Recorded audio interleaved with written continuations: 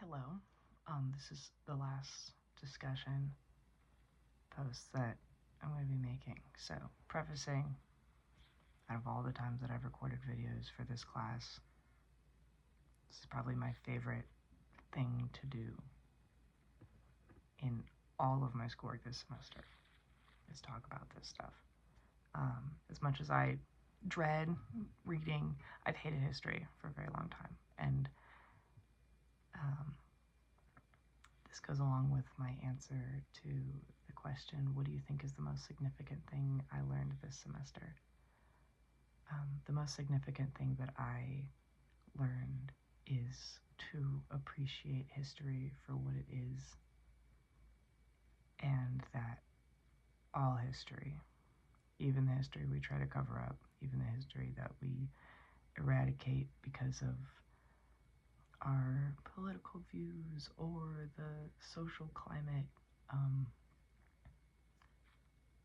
all of it matters, and all of it works together to create what is now. It's a timeline for what has happened to what will happen, and none of it should be forgotten. Especially whenever it pertains to specific groups of people who may or may not need the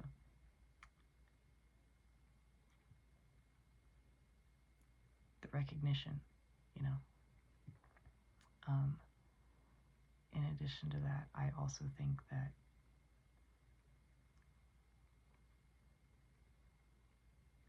we have to continue doing what it is that we are doing, that the waves of feminism can't stop. Whether or not they are waves anymore, or that they'll continue to be new waves, they have to continue, because we're nowhere near being where we want to be. We can be comfortable, for sure. We can think that we're done, but I think the fight given from women previous, their movements, their thoughts, I think that has to be ongoing in order for us to continue making any kind of progress. We live in a very fearful society, fearful of information, of history,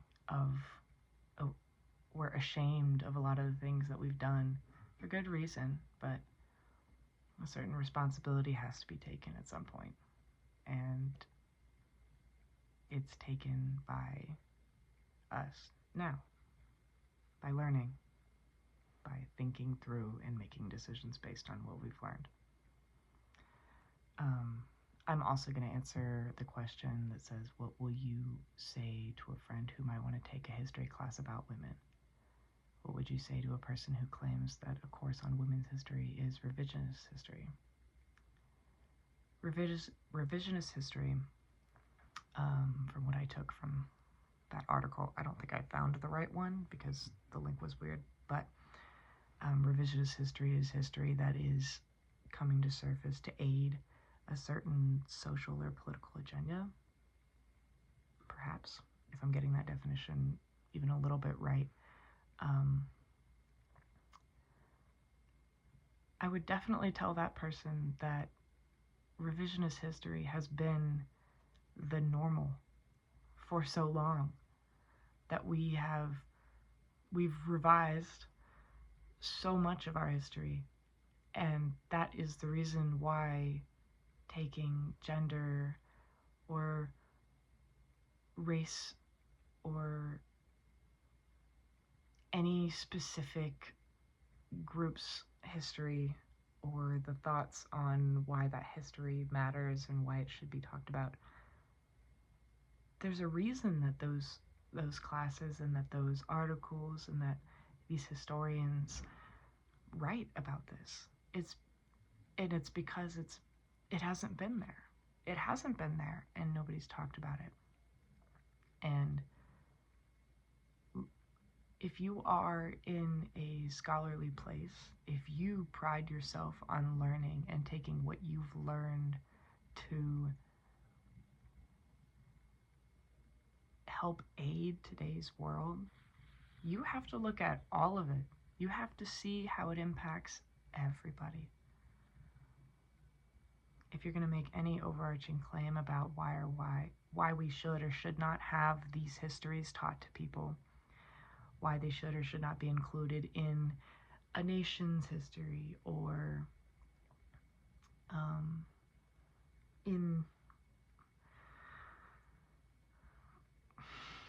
if it should be recognized on a national level,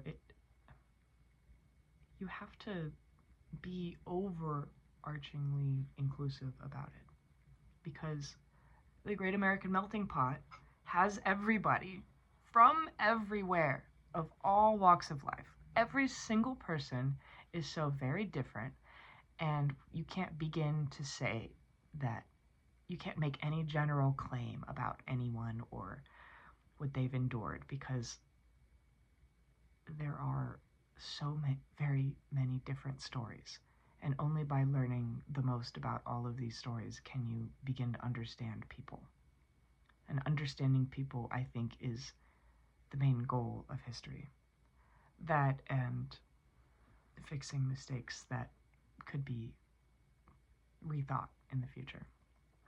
I would definitely tell everybody to take a women's history class, specifically this one, because I had a fantastic time in this class. I would say do it. I would say it's necessary. I would say absolutely throw yourself into that and learn as much as you can, and use it to your advantage, use it to the advantage of people around you, and be kind about it.